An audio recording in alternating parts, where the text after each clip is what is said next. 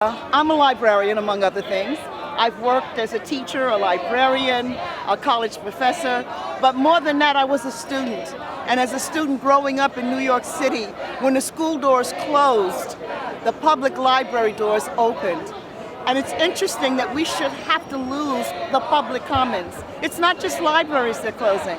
You know how they say first they came for the Catholics and I didn't do anything because I wasn't a Catholic. Then they came for the Protestants, I didn't do anything, I wasn't a Protestant. Then they came for the communists, I didn't do anything, I wasn't a communist. Well, that's what's happening to us. They're trying to close down the projects, public housing, where hundreds of thousands of people will be homeless when they do. They're selling them off. They're trying to close the libraries.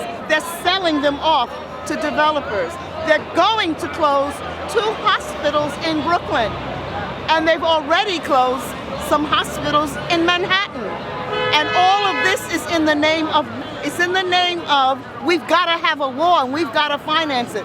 We've got to send them tanks that they don't even need, that they tell us they don't even want. We've got to send people over there to get oil out of Iran, out of Iraq, and therefore we got to close our libraries. Well, I'm wondering, when are people going to realize that they are the problem? It's time to do something about the 1%. And since the 2 parties are both parties of the rich, hello, you don't have to be a rocket scientist to figure out you better try something new. Maybe it's time for a 3rd party before they sell us all back into slavery. Hello, have you heard of stop and frisk? Thank you. Well, I'm kind of confused because I hear Bill de Blasio talking about this tale of 2 cities. So it seems like if the predictions are right and he becomes mayor, all this stuff will stop. Well, he can't stop it because he's a part of the problem. The very people that are in Congress right now who call themselves Democrats, 4 years ago,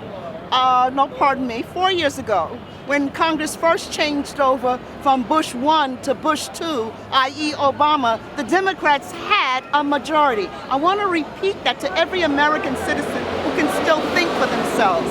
When Obama got in, the Democrats had a majority. They did not stop the war, and they went against their own campaign promise. They increased the war in Afghanistan when he said he wouldn't go there.